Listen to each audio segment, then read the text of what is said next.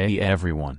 Welcome back to the channel. It's one of the most iconic cars ever built, a rolling sculpture, a British masterpiece wrapped in aluminum and powered by character. Today, we spend time with the car that's become synonymous with timeless cool, the Aston Martin DB5. And while the DB5 was officially produced from 1963 to 1965, this particular model, lovingly maintained and restored, dates to 1974. Still wearing the suit of a gentleman and the soul of a rebel. There's something unmistakably cinematic about the DB5. Whether it's the glint of chrome under morning light or the stance that whispers both elegance and aggression, this is not just a car, it's an icon. Under the hood lies a 4.0-liter inline-six engine, producing around 282 brake horsepower in standard trim, with some Vantage models pushing upwards of 325. Back in the day, that meant 0 to 60 in just under 8 seconds and a top speed of 145 miles per hour.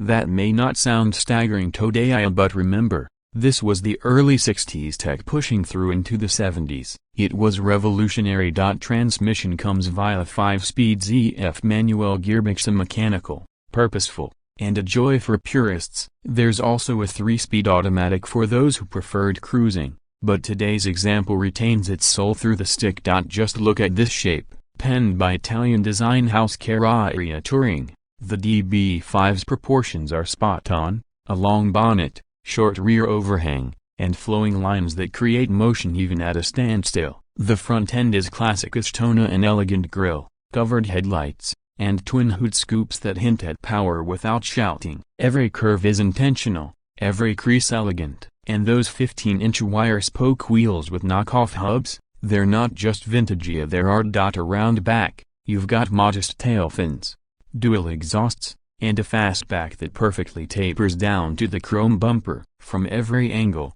the DB5 remains a masterclass in automotive elegance. And of course, there's the connection to James Bond. Though the 1964 version stole the limelight in Goldfinger, the mystique carried over for decades, and cars like the 74 example lived long, proud lives in collector garages and open roads. Let's open the door and step inside. Immediately, you're greeted by the scent of aged leather and wool carpeting. It's like stepping into a high-end British study on wheels. Deep bucket seats wrapped in Connelly leather provide a plush, well-cushioned feel. No aggressive bolstering or pretentious racing flair, this is comfort, British style. The dashboard is a feast of polished wood and brushed metal. Gauges with delicate chrome bezels read oil pressure, amperage, fuel, and more. A centrally placed Smith's clock keeps things formal. There's no touch screen, no plastic switches, just tactile toggles, chunky knobs, and that massive wood-rimmed steering wheel,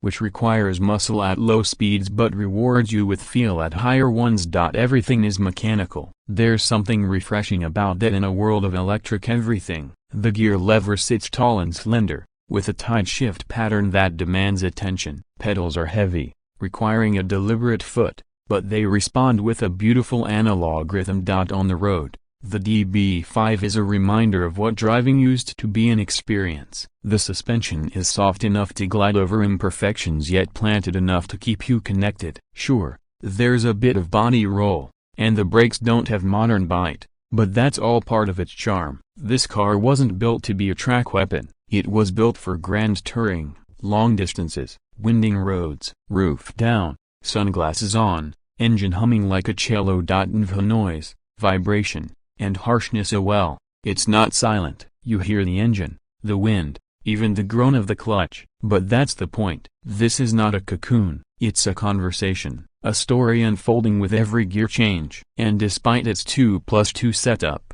it's surprisingly usable. The rear seats, tight, sure, but usable for short trips or small passengers. The trunk can swallow weekend luggage, picnic gear, or even a golf bag if you're creative. Let's talk performance. This isn't the kind of car you measure in tenths of a second. It's about feel. That straight-six engine is buttery smooth, delivering torque low in the rev range. It pulls cleanly and consistently, with just enough rasp to remind you that this is no show piece, it's a driver. Acceleration is brisk, the engine note throaty without being obnoxious. It feels alive. The steering, while heavy, is direct and filled with feedback. The brakes require a firm press, but they're progressive and predictable, and when you downshift through the gears, blipping the throttle, it feels like you're dancing with the car. Each move an elegant step in rhythm with the road. Now, is it perfect? Number. It's old school. It needs care, patience, and a love for the analog. It's not a daily driver. It's not meant to be. This is a Sunday morning escape, a piece of rolling sculpture, a car that makes you feel something. As we come to the end of this review, here's the takeaway. The 1974 Aston Martin DB5 isn't just a classic, it's a statement, a celebration of craftsmanship, style, and emotion. In an era where performance is measured in milliseconds and technology dominates the driving experience, the DB5 reminds us what it truly means to drive, to feel, to connect. So if you ever find yourself behind the wheel of one, savor it. Let the inline six sing. Let the road stretch ahead, because moments like that are what driving dreams are made of. Thanks for riding along. If you enjoyed this deep dive into the 1974 Aston Martin DB5, hit that like button, subscribe, and let us know in the comments what's your dream classic. Until next time, keep the rubber side down.